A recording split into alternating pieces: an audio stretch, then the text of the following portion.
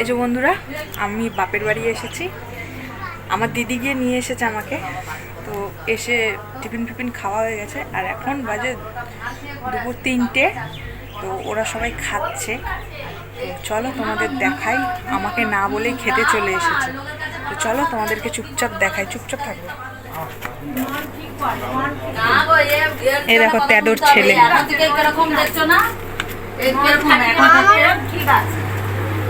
এই যে এখানে খাওয়া দাওয়া চলছে।